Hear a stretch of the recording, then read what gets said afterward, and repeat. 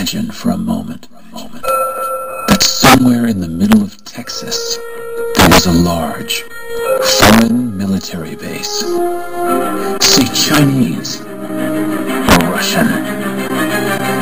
Imagine that thousands of armed foreign troops were constantly patrolling American streets in military vehicles. Imagine they were here under the auspices of keeping us safe, or promoting democracy, or protecting their strategic interests. Imagine that they operated outside of U.S. law, and that the Constitution did not apply to them. Imagine that every now and then they made mistakes or acted on bad information and accidentally killed or terrorized innocent Americans, including women and children, most of the time with little or no repercussions or consequences. Imagine that they set up checkpoints on our soil and routinely searched and ransacked entire neighborhoods of homes. Imagine if Americans were fearful of these foreign troops and overwhelmingly thought America would be better off without their presence. Imagine if some Americans were so angry about them being in Texas that they actually joined together to fight them off in defense of our soil and sovereignty because leadership and government refused or were unable to do so. Imagine that those Americans were labeled terrorists or insurgents for their defensive actions and routinely killed or captured or tortured by the foreign troops on our land. Imagine that the occupiers' attitude was that if they just killed enough Americans, the resistance would stop. But instead, for every American killed, 10 more would take up arms against them, resulting in perpetual bloodshed.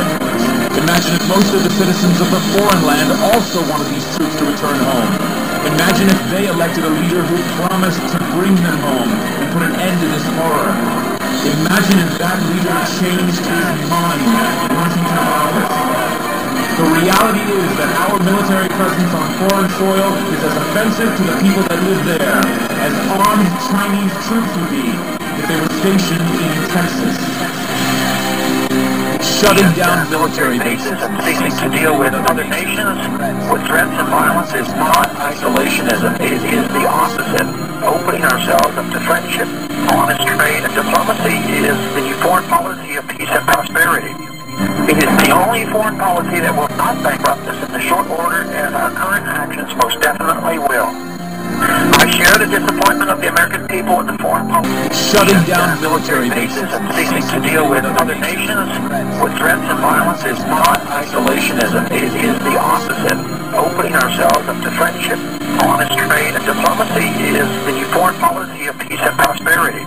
It is the only foreign policy that will not bankrupt us in the short order, as our current actions most definitely will. I share the disappointment of the American people with the foreign policy rhetoric coming from the administration. The sad thing is, our foreign policy will change eventually, as Rome's did, when all budgetary and monetary tricks to fund it are exhausted.